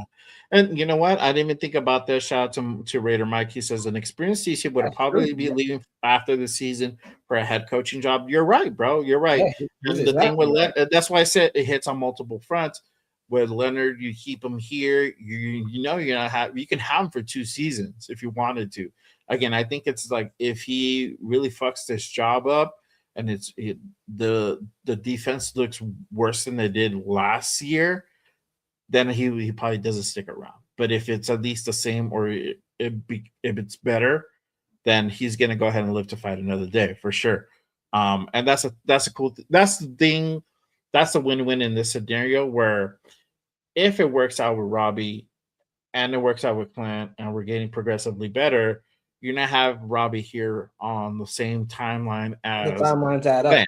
Yeah, so it works out on that front as well. Yeah, shout out to Mike because I was thinking about that with Schwartz too because all this coming out that Schwartz wants a head coaching gig. I was like, yeah, he could come here, coach 1 season, defense balls out, and then he's out the following year because he gets a head coaching gig somewhere. So that is a good thing that Mike pointed that out because I think that's what we probably overlooked when it came to the Schwartz debacle in Cleveland. Yeah, shout out to Alex. He says, I'm okay with it, but not okay if they did it to appease Max. If they did it for Max, shows he's higher than the Shield. You're right. I think it's just you getting it. It's a win-win all around for sure. Let's see here. Checkmate said, according to PFF, the Raiders D-line ranked 22nd in 2025. So part of that also too is just like, I mean, we had a stagnant offense. Like that's the thing. People need to add context to that defense. The defense was bad. It was, but it doesn't help when your offense is going 3 and out, 3 and out, 3 and out, 3 and out. And then On top of that, the defense, there's times that defense kept us in games, you guys. But the Raiders offense finished averaging 14 points a game. Like, that's not going to win you football games. If your offense is just going 3-9 and then kicking field goals when they finally do get something, like it's not gonna you're not gonna win football games like that. And I still say the defense needs to get better. This is not giving them an excuse, but the context matters. Context matters, and I think Rob Leonard at last season, it was just a terrible season all around from offense to defense. I think I'm expecting a better year for this defense, and I think the only way he gets canned is this defense looks like terrible, like last in sacks, last in turnovers, like just first, like last in points given up, that we're giving up like 30, 35 points a game. It's got to be like dog shit terrible for him to get like canned. Yeah, for sure. Let me put up this comment by Raider Villain. He says, if Clint can make AOC look good, we can get trade value halfway through the season. At very least a test dummy. Hey, bro. I mean, I've seen stranger shit happen, but I think he'll look better I think AOC will look better with some protection, and that's just the reality of it. He's not a mobile quarterback. He's in the pocket. He's a pocket type of quarterback, and guess what? Our offense was lacking protection. There was no pocket or hardly any pocket at times. So, yeah, if we're able to go ahead and address this, which we should, I'll be fucking flabbergasted, bro. I'll be like surprised if we don't do anything. The likelihood is very strong we're going to address this offensive line, especially with Clint Kubiak here this offseason. It's going to start in free agency. There's a couple of names out there. Obviously, we all talked about Tyler Lindenbaum. I think there was one of the tackles from Seattle was also available. So we'll see what happens with that. There's a couple of guys out there that the Raiders could go ahead and bring in on free agency to strengthen up this offensive line. Even if you grab one or two guys in the draft, you still want to go ahead and mix in some veteran presence because we're young, bro. We're young on Linderbaum's my big fish, only because him, JPJ, and Miller like manning that left side. Like, you already have your offensive line better, bringing in the Linderbaum. And that's if you want to keep JPJ at guard. If Clint doesn't and Clint wants JPJ at center, then I would go get a Braden. I think that's going to be a telltale sign if they don't get Linderbaum and they go get Braden Smith. I think you're going to kick JPJ back into. But you got more. Frank's like, hey, you need that for Valentine's Day, right? Jesus Christ! Yeah, shout out to Frank Weber. Oh man. Yeah. But yeah, I think it'll be a telltale sign. Like, if they don't get Linderbaum, at least go get Braden Smith. Now you got Colton Miller, you got Smith at right tackle, and you can even kick Charles Grant back in the guard into the inside. At that point, you just need to worry about the inside. You got JPJ at center, Braden Smith at right tackle, Colton Miller at left tackle, and you got some young guy. Like, go draft, but you got some guys like Caleb Rogers and Charles Grant that can play the tackle, even DJ Glaze too, that can play the guard spots. Like, see what you got. But I would still draft some, but hey, just know you still got some guys in house that to take a look at. Yeah, for sure. So let me go ahead and go over a couple more comments. Raider Villain says we should have our O-line addressed before the draft. I don't think you don't need that many pieces. You don't need to replace a whole offensive line. For sure, center, a guard, and that's pretty much it. Maybe you can go ahead and draft a right tackle. That's if you plan to go ahead and move off of Glaze and push him up to guard. That's another question in itself. How much is that really like him regressing, or is that coaching, or is it a combination of both? I've said that it's a combination of both. I think if we get a better offensive line coach, I think it's going to look better. So I don't know. What are your thoughts, Primo? Oh, I agree. I think people they overreact to how bad the offensive line was last year. And I've always went back to training camp that the telltale signs were there when they started doing that weird shift for whatever reason. And what was even weirder is they waited till training camp to do it. Like, they didn't do it in OTAs. They didn't do it in mini camp. They waited to training camp, like before preseason, to do it. And I said, okay, you can experiment it. It's training camp. This is where you want to make these experiments, see how it will look. Go into preseason, see how it will look. And then they said that would be the starting lineup for week 1, week 2. And I was like, okay, I drank the Kool-Aid because I'm thinking, okay, if that is what they believe is the best 5 out there, then go ahead and do that. But it was clear cut right away. That was not the best 5 out there. That Meredith should not have been at center. JPJ, he plays great at guard, but he's a better center, and you have a guard playing center. Like, it just didn't make sense from the jump. So, like, I tell people who believe that the offensive line, like, you need a whole new line. The line was only bad because you had players playing in spots they should not have even been playing in from the get-go. Now you're bringing in a coach in Clint Kubiak. Whoever is this offensive line coach who he brings in, we have yet to see that. I think them just getting and shout out to Raider Paul, or salute to Raider Paul, them moving on from Brendan Carroll already made this offensive line better. It's already made this offensive line better. Now, who are they going to bring in as their offensive line coach? We have yet to see. And how are they going to move JPJ? Are they going to keep him at center? Are they going to keep him at guard? I just don't want to see a guard play at center. Like, that's all I. But all the jokes aside, I believe we're not going to see that. We have guys in the room that they're not going to overcomplicate it. I go back to that with Clint Kubiak. To add an expectation, he's not going to overthink it. And like, we see that with Seattle. He's like, my bread and butter is the run game. I'm going to stick with it. Q earlier today on Graf and Wace's show said that about Clint, that just because Jency has 3 bad carries, he's not going to stop running the football. And I love that, because it's telling me he's going to make the offensive line an emphasis, that I need my running game to get going. And he said in his presser, it's not just Jency. It's on the quarterback making the right checks, and it's on the offensive line to be on the same page with each other and making sure they're blocking correctly.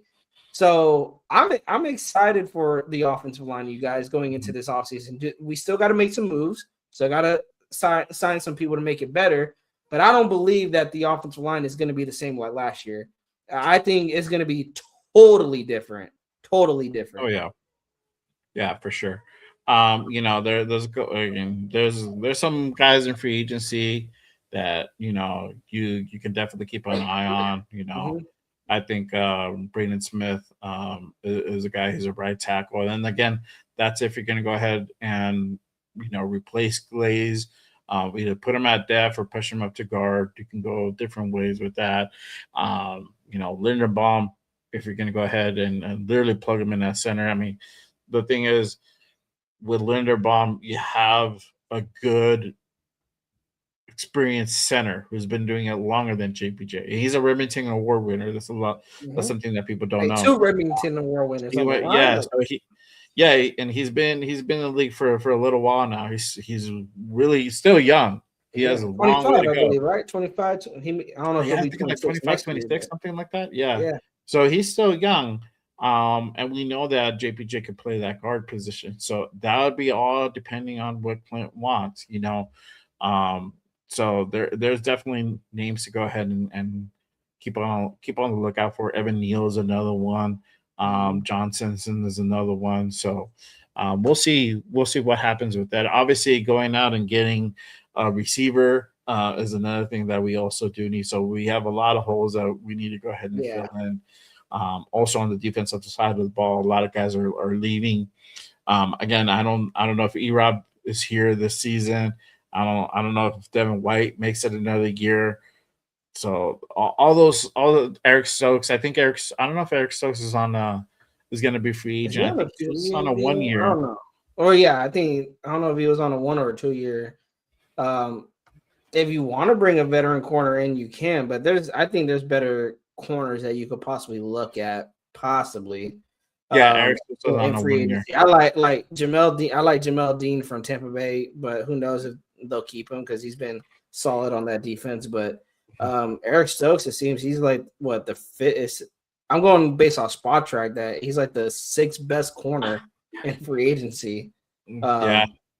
So I Yeah, mean, there's not a lot of names out there, but if you could get better at that corner spot, why not?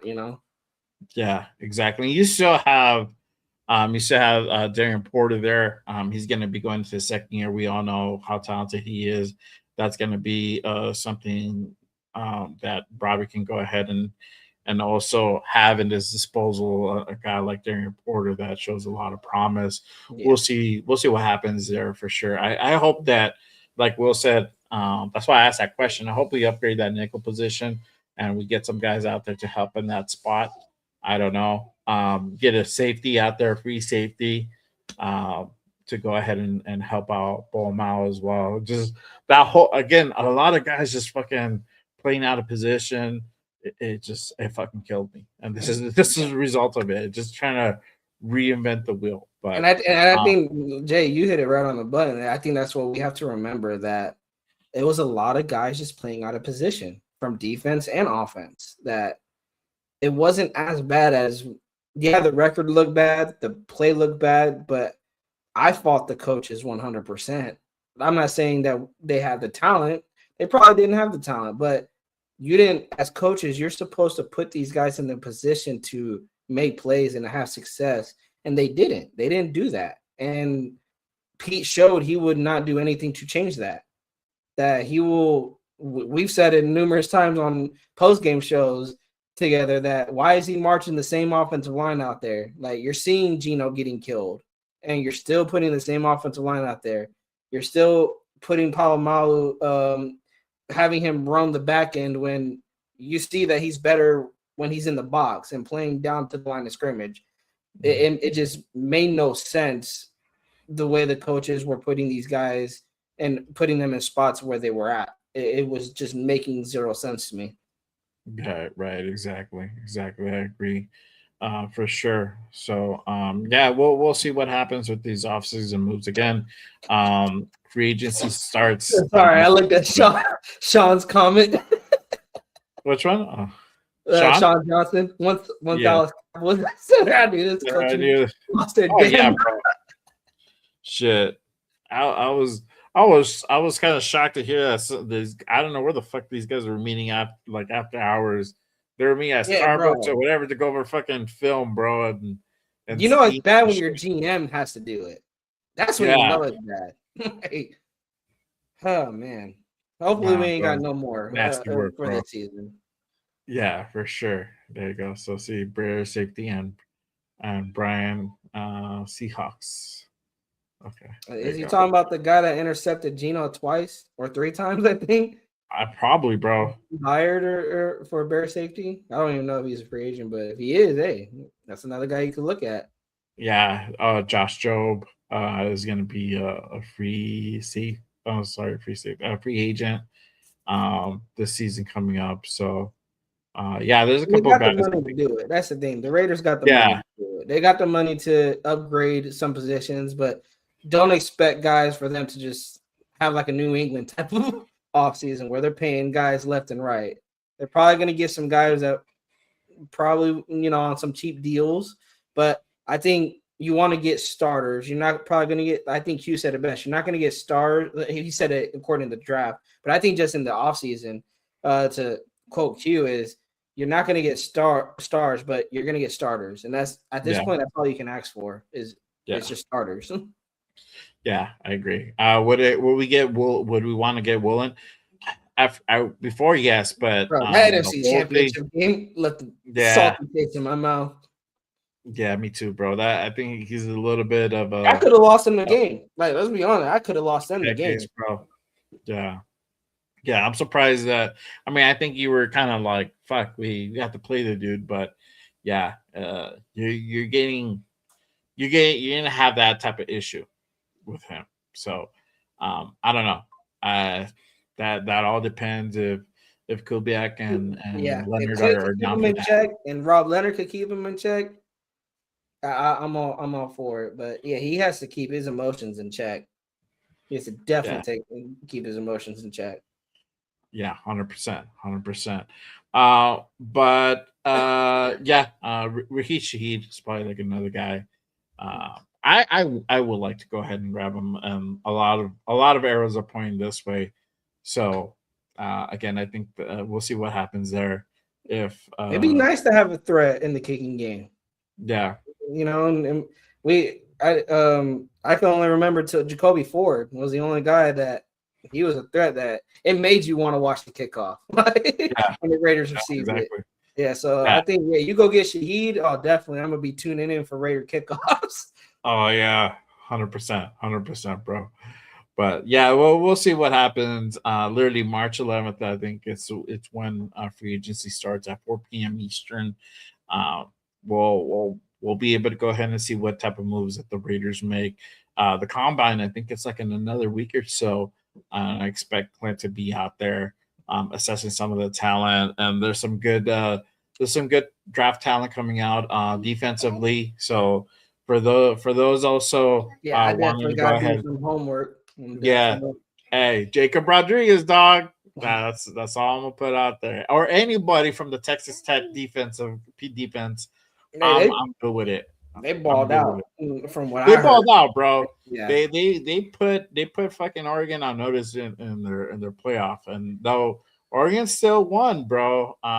They struggled for that 20 points, bro. It didn't look pretty at all. Normally they run over dudes. They didn't quite run over them. It's just their offense was just shit. They just couldn't put anything on the field. So, yeah, well, we'll see what happens with that. But let them know, Primos, where they can find you. What do you have going on? All that good stuff. what's up, Nation? You guys can find me at Raider Primos on X, Instagram, YouTube. Just search up Raider Primos, and you will find it should be probably the first channel that pops up. I usually do shows Monday, Wednesdays, and Fridays. If news is pretty slow, I try not to. I usually don't go live. I don't like putting clickbaity shit out there. If there's nothing to talk about, there's nothing to talk about, unfortunately. But as you guys seen today, we have something to talk about. Monday, we'll probably, if there's any more moves, we'll probably we'll break it down. But yeah, I'll be keeping the lookout for any news, and if there's any news on your guys' end, hey, we'll be going live. So make sure to hit that subscribe button, hit that like, and also hit that bell so you guys don't miss any live shows that happen or any short videos that I put out there. And also, Yes, sir. Yes, sir. Yep. I gotta That's why start putting. I know I gotta start putting some shorts out there. That's the thing. I gotta start yeah. putting some shorts. Yeah, I know. I try to put as much shorts as I can.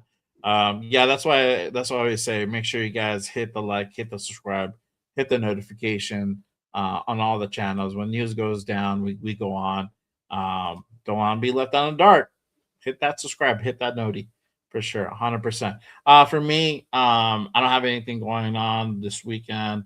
Monday, if hopefully That's the thing. If there's any news, sick. I'll be having another Raiders Unfiltered at 5 p.m. Pacific on the West Coast. So make sure you guys go ahead and pull up for that one.